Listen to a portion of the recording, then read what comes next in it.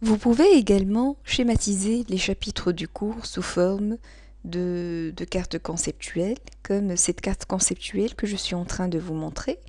Donc cette carte conceptuelle, je l'ai effectuée pour le premier parcours du cours, qui est les paradigmes de la pensée infirmière. Donc vous voyez ici, j'ai essayé un peu de suivre donc les étapes du chapitre.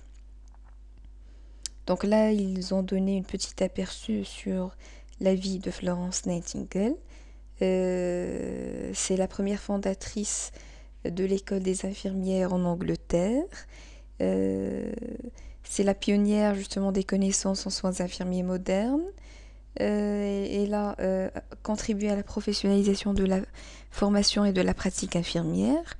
Elle était caractérisée par son dévouement et elle a par la suite va venir Virginia Anderson qui en s'inspirant des conceptions de Florence Nightingale va travailler sur l'encadrement académique. Donc par la suite, ils ont parlé du paradigme.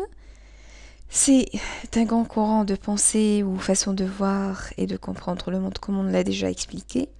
Ici, les caractéristiques du paradigme, il peut être remis en question, il est en perpétuel changement, il n'est pas universel. Les indices d'un nouveau paradigme, comme on a déjà traité, c'est la surprise, la déstabilisation, l'incertitude, la prise de risque. Puis, il y a le paradigme de catégorisation, de l'intégration et de transformation. Donc là, vous pouvez travailler donc vos chapitres comme ça, sous forme de cartes conceptuelles. Vous pouvez télécharger à cet effet le Xmind. Je vous invite vivement à le télécharger. Il est facilement téléchargeable. Il suffit de mentionner dans Google Xmind 2013 ou 2012, donc de préférable, vous travaillez sur le Xmind 2013, il est facilement manipulable, il vous donne des schématisations diversifiées, vous choisissez la forme que vous voulez et vous n'avez qu'à remplir euh, donc le modèle que vous avez choisi d'informations que vous jugez utiles pour vous.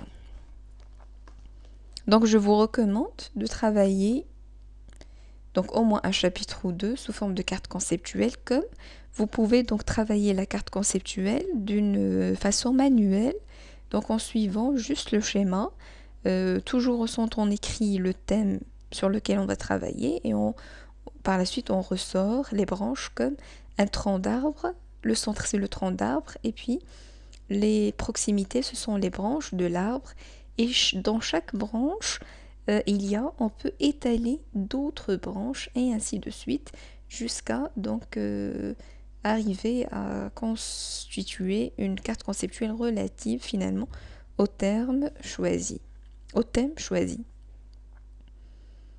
Et par exemple, on peut mettre la définition, je ne sais pas, la définition par exemple d'un muscle, l'innervation, les parties, etc., etc. Donc vous remplissez votre carte de ce que vous voulez, bien sûr, de ce qui vous importe relativement à un thème précis. Et merci.